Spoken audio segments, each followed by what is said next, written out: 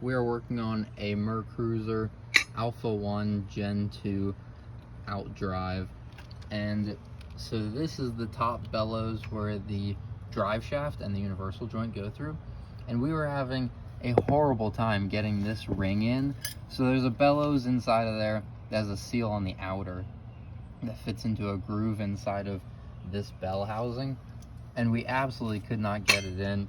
And we had purchased this tool that everyone tells you online to buy, and we had the alignment tool with it on the end. Everyone was saying to hammer it in. Very few people show themselves actually doing it.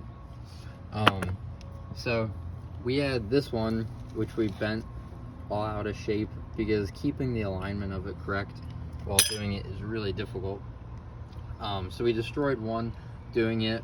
We're about to destroy the second one by just using this with this press tool and a hammer or mallet. And so what we ended up doing was, actually, if you reverse this gimbal bearing tool, so see how this would normally have the gimbal bearing on it and you would put this end in? If you reverse it and put the handle through it, this perfectly fits onto the tool to press this in.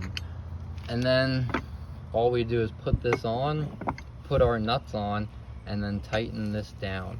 You got to make sure that this is in, this rod is in, or else it won't work. But we'd struggled with this for about 2 days and probably 4 hours to get this in, because I feel like no one really shows you how well to do it.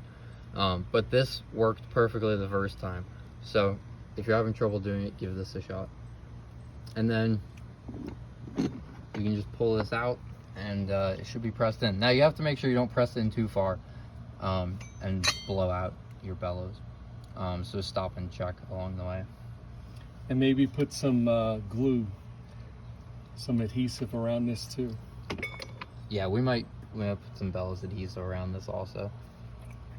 But thanks for checking out. Let us know below if it helps you out.